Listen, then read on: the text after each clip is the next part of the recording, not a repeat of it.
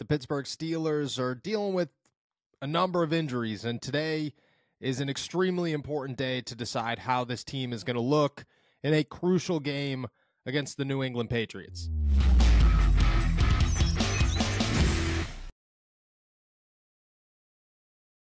What's going on, everybody? I'm Noah Strackbine. Thank you for jumping on to Steelers to Go, your daily to-go cup of Pittsburgh Steelers news and analysis. Find us on youtube.com/allsteelerstalkers. Subscribe anywhere you get your podcast. The Pittsburgh Steelers, they are preparing for Thursday night football against the New England Patriots, a game that is crucial for this team moving forward, not just to bounce back from an ugly loss against the Arizona Cardinals and prove that they could win against bad teams, but really to keep their playoff hopes alive. At this point in the season, the Pittsburgh Steelers, they may have to go perfect for the rest of the year. They sit as the 5th seed in the AFC, but there are 4, 5, 6 teams right behind them crawling, inching their way towards their playoff spot, and they're going to do everything they can to take it away from the Pittsburgh Steelers. They are in the driver's seat, but like I said, you might have to go perfect to stay in that driver's seat, control your own destiny, and lock yourself into a playoff spot at the end of the season. And it starts with New England on Thursday Night Football, a game that 4 days ago, 5 days ago, you looked at and said, this is probably the game that gives Mike Tomlin another winning season. This is probably the game where everybody who bet the over on the Steelers' 8.5 win total cashed out and felt good about the year, and now you're climbing your way to the postseason, sitting there at 9-5. Instead, they have an opportunity to move to 8-6. Things are getting tight, things are getting close, and to add more pressure, there are some very crucial injuries that the Pittsburgh Steelers are monitoring, and today is a critical day about where those injuries will be come kickoff. It starts, obviously, Kenny Pickett is out. Everybody knows that. That's old news at this point. How long he's going to miss, 2 to 4 weeks, underwent surgery on his ankle. At this point, it's Mitch Trubisky's job. They're going to keep Mitch Trubisky out there. Everybody's going to ask, oh, what is the line? When is Mason Rudolph going to get an opportunity? If Mason's terrible or if Mitch is terrible, Mason's going to get an opportunity. The Steelers aren't going to sit around and mess around with bad quarterback play as they inch closer to the playoffs. They were considering benching Kenny Pickett before they fired Matt Canada. They're not going to hold back benching Mitch Trubisky if he is not the solution to this offense and he gives them a downgrade from their second-year quarterback. They'll start Mason if need be. But that is the least important injury to the Pittsburgh Steelers right now because everybody knows that that situation is what it is. Mitch is their guy right now. They're moving forward, but they could be moving forward with other key pieces missing from the puzzle. Let's start on defense. Landon Roberts, inside linebacker, dealing with a groin injury. He told reporters yesterday that he is questionable for kickoff, that he worked yesterday in practice, but he said it was just a walkthrough. They were in the indoor facility.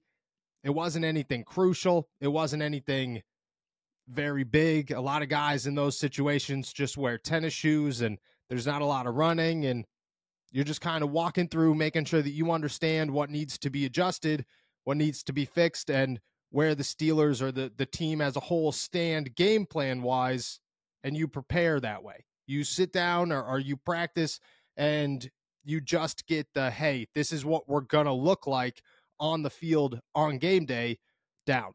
That's what yesterday was. Cold turkey may be great on sandwiches, but there's a better way to break your bad habits. We're not talking about some weird mind voodoo from your crazy neighbor, like shouting up to the stars and yelling, help! We're talking about our sponsor, Fume, and they look at the problem in a different way. Not everything in a bad habit is wrong. So instead of drastic, uncomfortable change, why not just remove the bad from your habit? Fume is an innovative, award-winning flavored air device that does just that. Instead of electronics, Fume is completely natural. Instead of vapor, Fume uses flavored air. And instead of harmful chemicals, Fume uses all-natural, delicious flavors. You get it. Instead of bad, Fume is good. That's a habit you're free to enjoy and makes replacing your bad habit easy. It fills the void in a natural, guilt-free way. Your Fume comes with an adjustable airflow dial and is designed with movable parts and magnets for fidgeting, giving your fingers a lot to do, which is helpful for de-stressing while breaking your habit. I got this thing, and the first thing I noticed was how sharp it looks. This is probably the sharpest looking device I own. And then immediately I start fidgeting with it and realize how awesome that aspect of it is. And then when it comes to the taste, I mean, you can't beat the cool, crisp mint flavor. It's easily my favorite, and I haven't put this thing down since I discovered it. Stopping is something we all put off because it's hard, but switching to Fume is easy, enjoyable, and even fun. Fume has served over 150,000 customers and has thousands of success stories, and there's no reason that can't be you. Join Fume in accelerating humanity's breakup with destructive habits by picking up the Journey Pack today.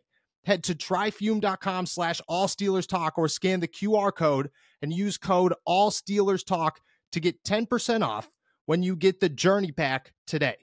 The Fume Solano launched last November, and you can upgrade your Journey Pack to the Solano to enjoy the premium walnut barrel and onyx black coated mouthpiece that has a smoother finish and still get 10% off. That's tryfum.com and use our code AllSteelersTalk to save an additional 10% off your order today. He said today is a crucial day. They're going to head out there, full practice, no media, no nothing. It will be just the team getting an opportunity to test everything they got, including a Landon Roberts groin. If he does not go, I expect it to be Michael Walker and Blake Martinez as their starters, with Myles Jack coming in off the bench. Do not expect much of Mark Robinson at this point. I just look at Mark Robinson as a developmental piece, a piece that even defensive coordinator Terrell Austin said, like, he might not be ready to play 3 downs yet. He's a developing player. He's got some upside. He's taken some strides. But at this point, he's not ready to step into a full-time role. I agree. You watch the tape. You look at Mark Robinson as a liability out there on defense. I expect it to be Michael Walker and Blake Martinez starting if Landon Roberts does not go. They'll call Myles Jack up off of the practice squad for a game, and he'll be their inside linebacker 3, a veteran duo, but a veteran duo that 2 of those guys were recently retired. So take that as you will. Not ideal, but the situation that the Pittsburgh Steelers are in. On offense, there are a couple of positions. Oh, we almost skipped a crucial one on defense. My apologies.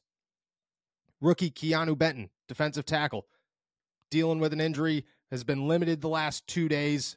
Montravius Adams is on his way back. He should play this weekend after missing the last 4 games. This will be his first game in 5 weeks. He's expected to come back. He'll probably start over Benton, whether Benton is healthy or not, but still a crucial injury for a rookie who has exploded onto the scene. Keanu Benton is a stud. He's a star in the making. The Pittsburgh Steelers love this guy, and they obviously want him to be healthy. I expect him to be out there, but today is big because you were limited yesterday. You would have been limited on the estimated report. You were dealing with an injury after the game. You need a full day of practice as a rookie to be eligible to play on Thursday night. In my opinion, just watching the Pittsburgh Steelers and seeing how they operate. The defense should get a pretty big boost with Montravius Adams back. Minkah Fitzpatrick's dealing with a broken hand, but he doesn't care. He's going to club it up. He's going to get out there. Everything's going to be just fine. On offense, the Pittsburgh Steelers are dealing with not 1, but 2 key injuries on the offensive line. One that I think fans are kind of hoping makes Mason Cole unable to play, as the center is dealing with a neck injury. Popped up on the estimated injury report on Monday after not being listed by Mike Tomlin as an injury to monitor. Not sure when that occurred or how serious it is. He was limited yesterday because of the neck injury. Today will be big. Neck injuries are something that you always take with caution. Even if it doesn't seem that big, even if he is able to practice, it's a neck injury. It's an offensive lineman that takes impact on his head every single play.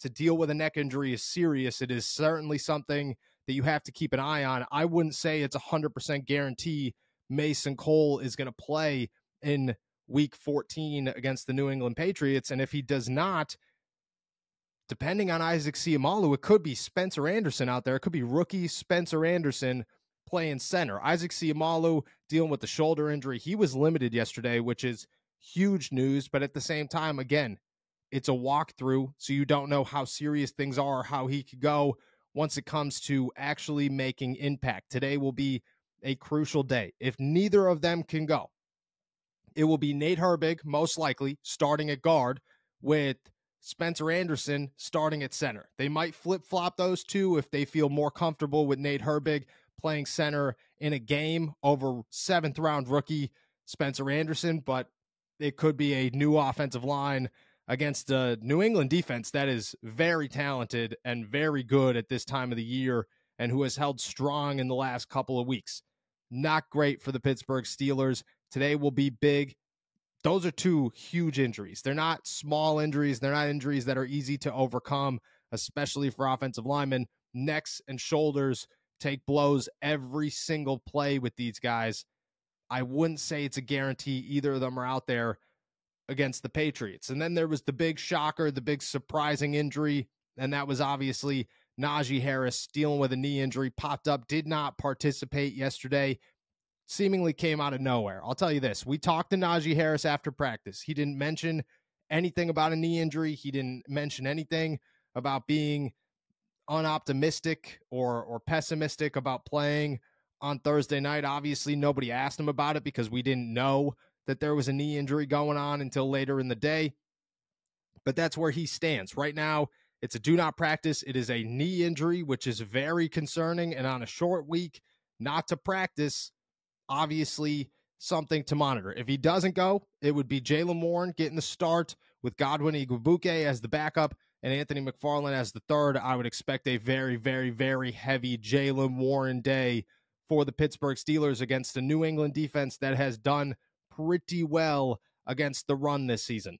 Not great, not ideal for the Pittsburgh Steelers. Today is crucial. I don't have an answer on whether or not any of these guys are going to play until 4 or 5 o'clock this afternoon when the injury report comes out, and obviously we'll keep everybody updated. But for right now, these are injuries to monitor, and today is a huge day for the Pittsburgh Steelers as they prepare for a very, very critical week against the New England Patriots.